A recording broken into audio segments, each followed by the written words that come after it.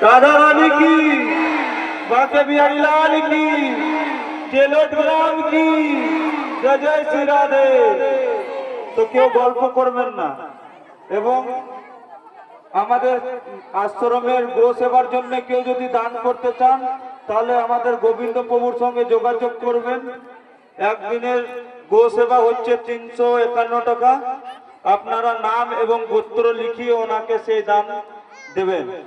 এবং আগামীকাল রয়েছে ভগবানের বিবাহ লীলা এবং রাসলীলা। তো আপনারা অতি অবশ্যই আসবেন আগামীকাল। এবং আগামীকাল এবং পরশু আর দুদিন রয়েছে এই চেলোট গ্রামের ভাগবত কথা। তো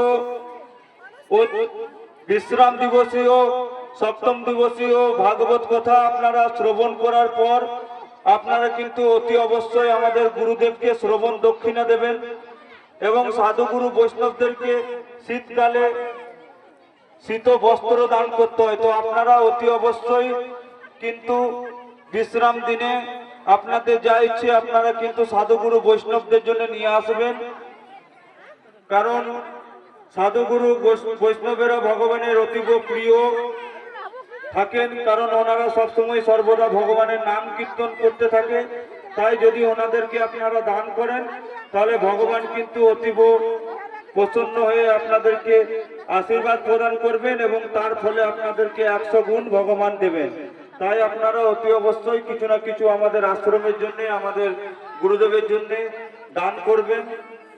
এবং এখন কেউ যাবেন না, বিশ্রামের পর প্রত্যেকের প্রসাদ রয়েছে, আপনারা প্রসাদ নিয়ে যাবেন। প্রত্যেকে ধৈর্য ধরে এবার দামোদর লীলা শ্রবণ করুন। জয় রাধে। जीनो जीनावतारेण भगवानो हरिरीश्वरः करोति कर्णरम्यानि मनोज्ञानि च प्रभु दिच्छन्यत वैतरीतविष्णुप्या सत्यं च सत्यतो रीचनोषः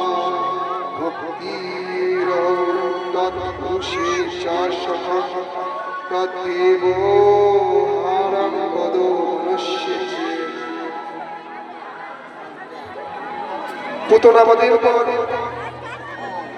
ভগবানের 6 মাস যখন আয়ু, তখনকার একটি লীলা সুখদেব গোস্বামী পরীক্ষিত মহারাজকে শ্রবণ করাচ্ছে।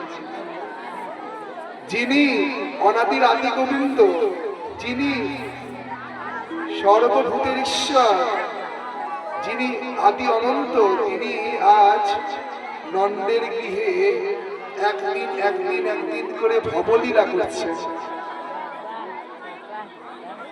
যার একটি নিঃশ্বাস প্রশ্বাস হচ্ছে ব্রহ্মার 100 বছর, আর ব্রহ্মার একদিন হচ্ছে আমাদের এই জনলোকে